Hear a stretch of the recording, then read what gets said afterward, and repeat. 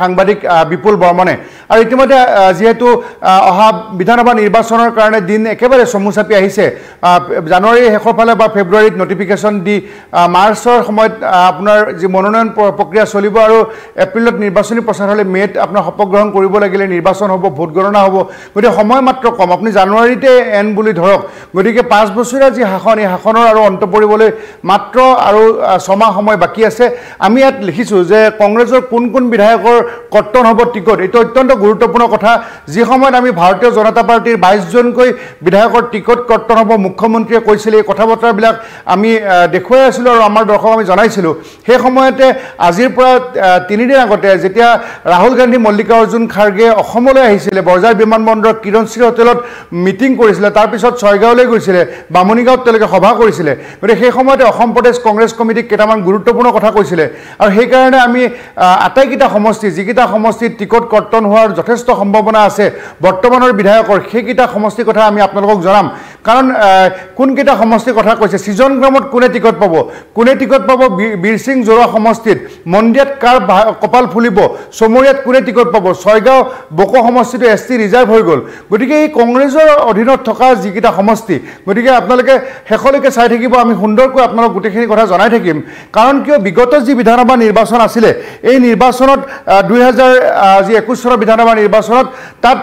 ৰিপুন বৰাই মহাজোঁট কৰিছিলে আৰু সেই মহাজোঁটত 51খন সিট পাইছিলে 50খন পাইছিলে মহাজোঁটে অখিল গগৈক লগত লৈ 51খন সিট হৈছিলে কিন্তু কংগ্ৰেছে যদি অকলে আছিলে তেতিয়াহ'লে কংগ্ৰেছে তাত 29খন আসন পাইছিলে কিন্তু তেওঁলোকৰ বহুখিনি বিধায়ক ইতিমধ্যে নিলম্বিত হ'ল দলৰ পৰা আঁতৰি গৈছে দলৰ পৰা প্ৰথমতে আঁতৰি গৈছিলে ৰূপজ্যোতি কুৰ্মী আৰু সুশান্ত বৰগোহাঁই এই দুইজন যোৱাৰ পিছত 27লৈকে নামি আহিলে তাৰপিছত ছিদ্দিক আহমেদ যাওঁতে 26 জন হ'ল চেয়াৰমান যাওঁতে 25 জন হ'ল আৰু তাৰপিছত বসন্ত দাস আৰু শশী দাস আৰু লগতে কমলেশ্বৰ দেৱপ্ৰকাশ 3 জন গ'ল গতিকে এনেধৰণে তেওঁলোকে এতিয়া মাত্ৰ 21 জন বিধায়ক আছে 22 জন হ'ব লাগিছিলে কিন্তু ৰকিবুল হুছেইন সংসদৰ মজিয়ালৈ যাওঁতে এতিয়া 21 জন বিধায়ক আছে গতিকে এই 21 জন বিধায়কৰ ভিতৰত 13 জন হ'ল বৰ্তমানৰ সংখ্যালঘু আৰু 8 জন হ'ল যিটো সংখ্যাগুৰুৰ বিধায়ক মানে এওঁলোক মুছলিম সম্প্ৰদায়ৰ নহয় গতিকে 13 জন হ'ল মাইনৰিটিৰ গতিকে এই গোটেইখিনি আমি পুংখানুপুংখভাৱে আপোনালোকক জনাম গতিকে যিখিনি ইয়াতে আপোনাৰ হিন্দু সম্প্ৰদায়ৰ যিকেইগৰাকী বিধায়ক আছে তাৰ ভিতৰত ভৰত চন্দ্ৰ নৰয়ে তেওঁ নাওবৈচাৰ পৰা ৰিপ্ৰেজেণ্ট কৰিছিলে নাওবৈচা এবাৰ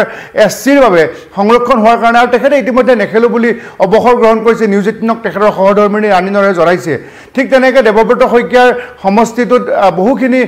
আপোনাৰ আমগুৰি সমষ্টিৰ পৰা তেখেতৰ তাতে সোমাইছে ভাস্কৰ বৰুৱা এগৰাকী বিধায়ক তিতাবৰৰ লগতে আপুনি শিৱামণি বৰা তেওঁৰ সমষ্টিটোত তেওঁৰ যিটো ঘৰ ঠিঙত পৰিছে তেওঁৰ সমষ্টিটো নগাঁও বটদ্ৰৱা এটা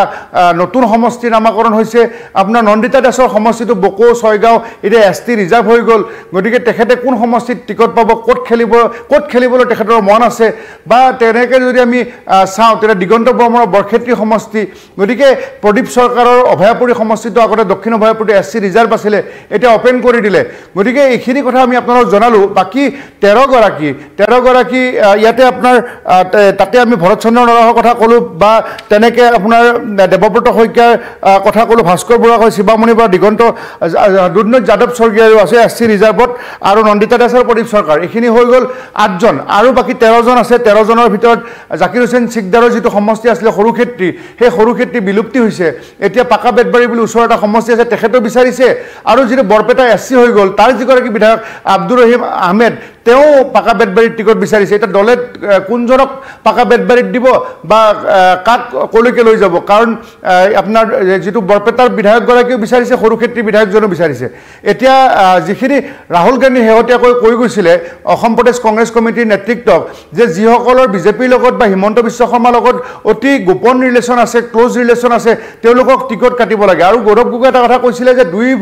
দুই নাও দুই ভৰিত আমি এবাৰ থাকিবলৈ নিদিওঁ হিমন্ত বিশ্ব শৰ্মাক যিবিলাকে ভিতৰৰ খবৰ দিয়ে তেওঁলোকৰ টিকট আমি কৰ্তন কৰিম গতিকে তেনেকুৱা ক্ষেত্ৰত কেইবাজনো বিধায়কৰ নাম উত্থাপিত হৈছে গতিকে আফতাবুদ্দিন মোল্লা এটা সময়ত মুকলিকৈ কৈছিলে যে হিমন্ত বিশ্ব শৰ্মাই যি ক'ব ৰাজ্যসভা নিৰ্বাচনত মই তেনেকৈ ভোটদান কৰিম বা বিভিন্ন সময়ত তেওঁৰ এটা ক্ল'জ ৰিলেশ্যন আছিলে কংগ্ৰেছত থকা দিনৰ পৰা হিমন্ত বিশ্ব শৰ্মা যিহেতু কংগ্ৰেছত আছিলে আফতাবুদ্দিন মোল্লা আপোনাৰ জলেশ্বৰৰ বিধায়ক গতিকে তেওঁৰ প্ৰাৰ্থিত্ব পুনৰ যে পাব তেনে ক্ষেত্ৰত কুৱেশ্যন মাৰ্ক আহিছে এতিয়া সিজন গ্ৰাম এটা নতুন সমষ্টি হৈ গ'ল তাত উত্তৰ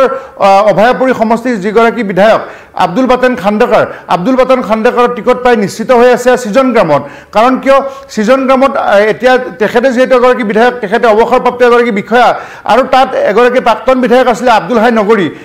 নগৰী আপোনাৰ বৰপেটা সমষ্টিত তেখেতৰ বাসগৃহটো পৰি গ'ল ঠিক তেনেধৰণে গতিকে আমি যেটো আব্দুল বাটেন খণ্ডকাৰ তেখেতে সৃজন গ্ৰামত তেখেতৰ টিকটটো প্ৰায় নিশ্চিত এই কথাটো আমি এপিচিচি সূত্ৰৰ পৰা জানিব পাৰিছো গতিকে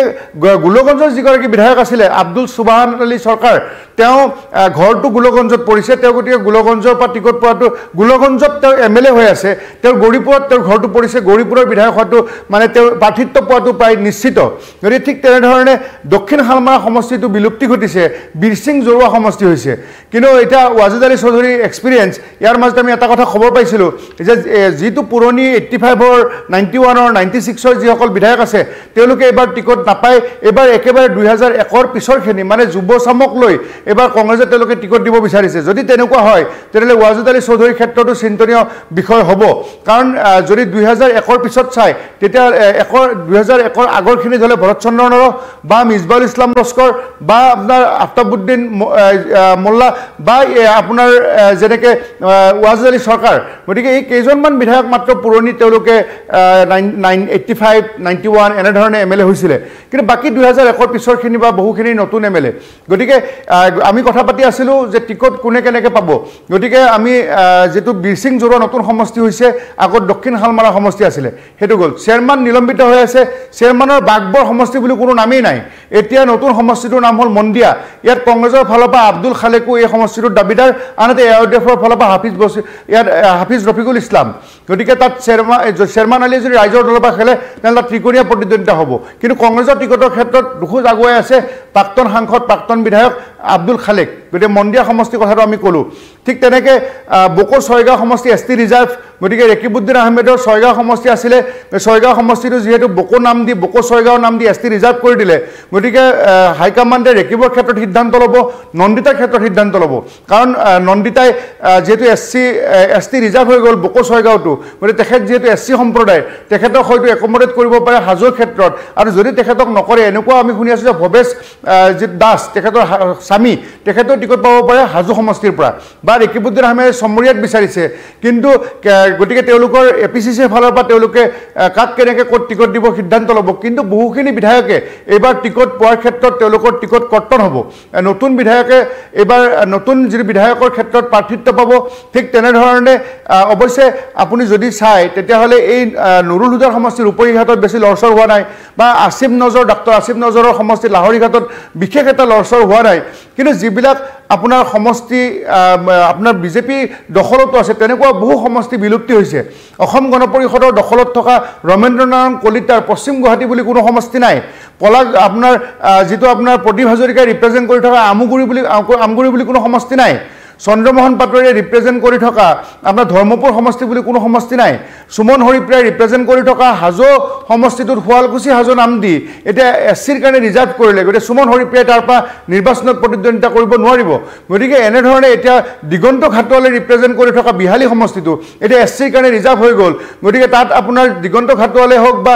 ৰঞ্জিত দত্তই হওক বা পল্লৱ লোচন দাস তেওঁলোকে তাতে খেলিব নোৱাৰিব গতিকে এই যিটো সমষ্টি পুনৰ নিৰ্ধাৰণে এইবাৰ এটা যিটো ৰাজনীতিত এবাৰ এটা নতুন এটা টেষ্ট পাব আৰু পলিটিচিয়ানসকলে এই যে পটককৈ আপোনাৰ আজিয়ে তেনেকৈ পাই গ'ল তেনেকুৱা নহয় তেওঁলোকে প্ৰায় হাতত 2.5 বছৰ সময় পাইছিলে গতিকে এই 2.5 বছৰ সময় সকলোৱে নিজৰ সমষ্টিবিলাক থান ঠিক কৰি লৈছে সকলোৱে মিলাই লৈছে ফণী তালুকদাৰৰ যিটো সমষ্টি আছিলে ভৱানীপুৰ তাৰ লগতে আপোনাৰ সৰভোগ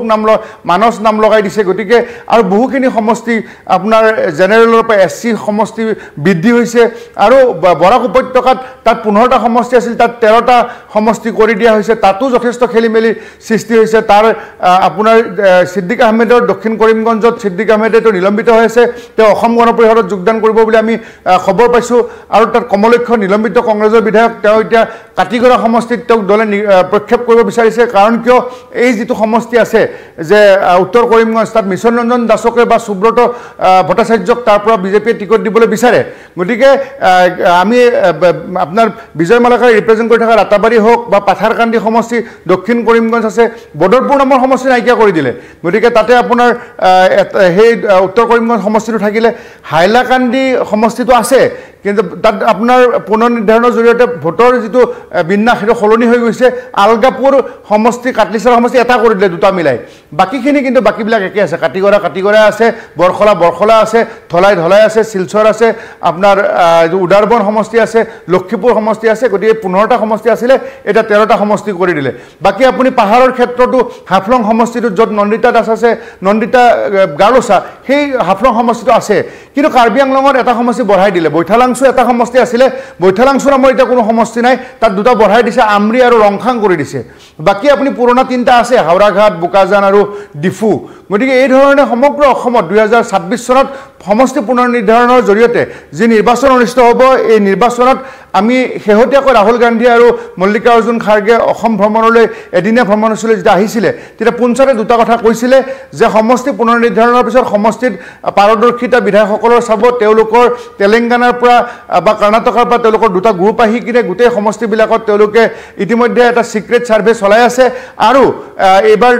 যে সমষ্টি বহুতৰ বিলুপ্তি হোৱাৰ পিছত এই এমএলএ সকলক টিকট পোৱাৰ ক্ষেত্ৰত কেনেধৰণৰ সিদ্ধান্ত হ'ব কাৰ বিজেপিৰ লগত ভাল কোন এমএলএ আপোনাৰ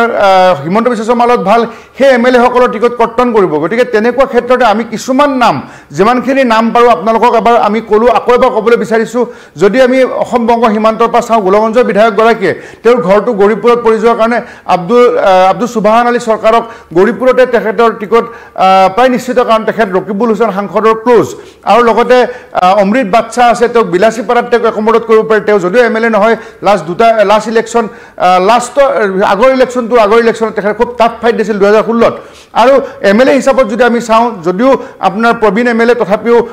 এতিয়া দক্ষিণ শালমাৰা সমষ্টি নাই বি সিং জৰুৱা আছে দলে কেনেকৈ তেখেতক আলোচনা বিলোচনা কৰি কেনেকৈ প্ৰক্ষেপ কৰিব দলে সেইটো সিদ্ধান্ত ল'ব কিন্তু এতিয়া তাৰ ওচৰৰে যিটো সমষ্টি আছে উত্তৰ অভয়াপুৰী সেইটো সমষ্টি টোটেলি ক্লোজ হৈ গ'ল বন্ধ হৈ গ'ল এটা ছিজনগ্ৰাম সমষ্টিটোত তাত যিগৰাকী আব্দুল বাটেন খণ্ডকাৰ তেওঁৰ প্ৰাৰ্থিত্ব প্ৰায় তেখেতে মানে ফ্ৰণ্ট ফুটত আছে বুলি আমি খবৰ পাইছোঁ তাতে এগৰাকী প্ৰাক্তন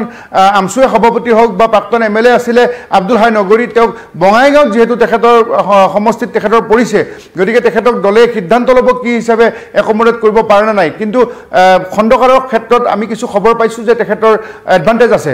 দুধনৈ সমষ্টিতে আপোনাৰ যাদৱ স্বৰ্গীয়াৰে পুনৰ টিকট পোৱাটো প্ৰায় নিশ্চিত গতিকে আউল লাগিছে এতিয়া আব্দুল ৰচিদ মণ্ডলৰ কাৰণ তেওঁৰ সমষ্টিটো এছ টি হৈ গ'ল আপোনাৰ পশ্চিম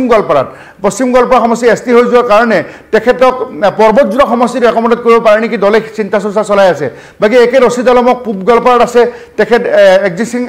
এমএলএ হৈ আছে জলেশ্বৰ এমএলএৰ ক্ষেত্ৰত কিছু বাধ্যবাধকতা আহি পৰিছে কাৰণ তেওঁ হিমন্ত বিশ্ব শৰ্মাৰ ভাল বুলি বহুতে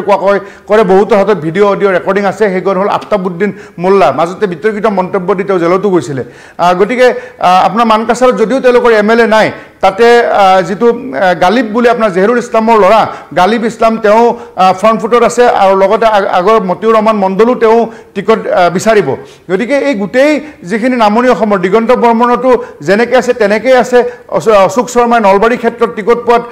অগ্ৰাধিকাৰ পাব বা ঠিক তেনেকৈ ধৰ্মপুৰ সমষ্টি নাই বিলুপ্তি হৈ এতিয়া টিহু সমষ্টি হৈ গ'ল তাত ৰাতুল পাটোৱাৰী বা নীলমণি চান্দাকা দুজনেই টিকটৰ দাবীদাৰ আছে দিব্যায়নে এবাৰ বজালী সমষ্টিৰ ক্ষেত্ৰত তেখেতক দলে প্ৰায় প্ৰক্ষেপ কৰাৰ নিচিনা কাৰণ বজালীত তেনেকুৱা মলয়া বৰ্মন এটা সময়ত পাটাচাৰ কচীৰ বিধায়ক আছিলে মলয়া বৰ্মনে এতিয়া এক্টিভ পলিটিক্সত নাই কাৰণে এতিয়া দিব্যায়নে তাৰ পৰা প্ৰতিদ্বন্দ্বিতা কৰা পূৰ্ণ সম্ভাৱনা আছে দিব্যায়নক দলে প্ৰক্ষেপ কৰিছে গতিকে মই বিশেষকৈ নামনি অসমৰ যিখিনি নাম আমাৰ লগত আছে কমলপুৰৰ পিকচাৰখন চেঞ্জ হ'ব এইকেইদিনতে কমলপুৰত এটা ৰাজনৈতিক এটা চেঞ্জ হ'বলৈ গৈ আছে মই এই মুহূৰ্তত ক'বলৈ বিচৰা নাই দুদিন পিছত লাইভৰ জৰিয়তে আহি আমি জনাম গতিকে জালুকবাৰীত বিদিশা নেওগ তেওঁ তাত বিভিন্ন ঠাইত তেওঁক দলে লাগি থাকিবলৈ দিছে কাৰণে তেওঁ তাত লাগি আছে হাজো শুৱালকুছিত হয় আপোনাৰ নন্দিতা দাস নহ'লে তেখেতৰ স্বামী ভৱেশ দাসৰ ক্ষেত্ৰত টিকট পাব বুলিয়ে এটা গুণা কথা চলি আছে পলাকবাৰী সমষ্টিৰ ক্ষেত্ৰত আপোনাৰ যদি এইটো মিত্ৰজোঁটক এৰি দিয়ে তেতিয়া পংকজ লোচন গোস্বামী আৰু চমৰীয়া সমষ্টিৰ ক্ষেত্ৰত এতিয়া কোনে টিকট পায় ৰেকিবুদ্দিন আহমেদে টিকট পায় নে নন্দিতা দাসে টিকট পায় নে আৰু কোনোবা নতুন ব্যক্তিয়ে টিকট পায় এয়াও লক্ষণীয় হ'ব গতিকে যিখিনি সমষ্টি মই এই মুহূৰ্তত খবৰ পাইছোঁ খা খবৰ পাইছোঁ সেইখিনি আমাৰ দৰ্শকক জনালোঁ পাকা বেটবাই এটা ইম্পৰ্টেণ্ট কনষ্টিটুৱেঞ্চি জাকিৰ হুছেইন সিকদাৰৰ তেওঁ তাৰ পৰা টিকট বিচাৰিছে একেটা সমষ্টিতে টিকট বিচাৰিছে বৰপেটা সমষ্টিটোৰ বিধায়ক আব্দুৰ ৰহিম আহমেদে কাৰণ আব্দুৰ ৰহিম আহমেদৰ যিটো সমষ্টিটো SC ৰিজাৰ্ভ হৈ গ'ল বৰপেটা গতিকে তেওঁৰ গত্যান্তৰ নাই তেওঁ হয় চেঙালৈকে যাব লাগিব নহয় পাকা বেতবাৰীলৈ যাব লাগিব পাকা বেতবাৰীটো যদি মানে দুজনেই বিচাৰিছে জাকিৰ হুছেইন সিকদাৰৰ সেই সৰুক্ষেত্ৰী সমষ্টিটো এতিয়া নাই বিলুপ্তি হৈ গ'ল গতিকে এই গোটেই নামনি অসমৰ যিবোৰ সমষ্টিৰ নাম মই কৈ আছোঁ বিশেষকৈ আপোনাৰ BTADৰ যিকেইটা সমষ্টি সেই সমষ্টিকেইটা বিজনী কোকৰাঝাৰ পূব পশ্চিম গোসাইগাঁও আৰু চিডলি আৰু আপোনাৰ হৰভোগ সমষ্টিটো যিটো CPI দখলত আছে আৰু বাকি চাপাগুৰি আছে বাক্সা আছে গতিকে এই সমষ্টিকেইটা বাদ দি বাকি যিখিনি সমষ্টি মই প্ৰায় এক প্ৰকাৰ আপোনালোকক এটা ধাৰণা দিবলৈ চেষ্টা কৰিছোঁ আৰু ভাবিছোঁ ধাৰণাটো দিবলৈ পাৰিছোঁ কিন্তু বাকি এনেধৰণে সামগ্ৰিকভাৱে শাসক বিৰোধী সকলো দলৰে বিভিন্নজন মন্ত্ৰী বিধায়কৰ কিন্তু সমষ্টি বিলুপ্তি হৈছে কাৰণে এইবাৰৰ 26ৰ নিৰ্বাচনটো এটা যথেষ্ট ইণ্টাৰেষ্টিং ইলেকশ্যন হ'ব গতিকে প্ৰতি মুহূৰ্তৰ খবৰ আমাৰ দৰ্শক জনাই থাকিম আৰু এইকেইদিনতে যেহেতু মহিলা দুগৰাকী আছিলে কংগ্ৰেছৰ MLA শিৱামণি বৰা সমষ্টিটো আছিলে বটদ্ৰৱা সমষ্টি এতিয়া নাইকিয়া হৈ গ'ল বটদ্ৰৱা নগাঁও নামেৰ এটা সমষ্টি হৈছে যদিও শিৱামণিৰ ঘৰ ঢিঙত গতিকে এতিয়া নন্দিতা দাসৰ সমষ্টিটো হ'ল বকোটো হৈ গ'ল ST ৰিজাৰ্ভ কৰি দিলে ছয়গাঁও নামটো লগাই গতিকে তেখেতৰ ক্ষেত্ৰতো সমষ্টি নাইকিয়া হৈ গ'ল গতিকে এই যে মহিলাসকলৰ 30%ৰ কথা কোৱাৰ পিছত এতিয়া শাসক বিৰোধীত মহিলা এতিয়া ৰাজনীতি নেত্ৰীসকল সংকটত কাৰণ কিয় নন্দিতা গাৰ্লছৰ টিকট প্ৰায় অনিশ্চয়তাত ঠিক তেনেধৰণে এতিয়া মাত্ৰ অজন্তা নেওগে ফ্ৰণ্ট ফুটত থাকিলেও আপুনি যদি সুমন হৰিপ্ৰিয়াৰ সমষ্টিটো SC ৰিজাৰ্ভ হৈ গ'ল তেওঁ হৈছিলে জেনেৰেল গতিকে হাজো শুৱালকুছি নাম দি দিলে আৰু লগতে আপোনাৰ ৰেণুপমা ৰাজখোৱা তেওঁ তিয় সমষ্টিৰ পৰা তেওঁ এতিয়া অলপ শাৰীৰিকভাৱে অসুস্থ গতিকে এই যে 7 গৰাকী মহিলা আছিলে তাৰ ভিতৰত অজন্তা নেওগৰ গোলাঘাট সমষ্টিটো অক্ষুণ্ণ আছে বাকী আটাইকেইজনৰে এতিয়া প্ৰায় ৰাজনীতি এক প্ৰকাৰ অনিশ্চয়তাত গতিকে সন্মুখত যি ধৰণৰ ৰাজনীতিৰ খবৰ আহিব সেই খবৰ আমাৰ দৰ্শক জনাই থাকিম এই মুহূৰ্তত সমষ্টি পুনৰ নিৰ্ধাৰণ লগতে কংগ্ৰেছৰ ফালৰ পৰা ৰাহুল গান্ধী মল্লিকাৰ্জুন খাৰ্গে APCC নেতৃত্বই যে জনাইছিলে যে হিমন্ত বিশ্ব শৰ্মাৰ লগত ক্লোজ ৰিলেশ্যন থকা দুই ভৰিত দুই নাও থকা বিজেপিক খবৰ দি থকা নেতাসকলৰ টিকট কৰ্তন হ'ব সেই এই বাতৰিটোৰ জৰিয়তে আপোনালোকক এইখিনি খবৰ জনালোঁ ধন্যবাদ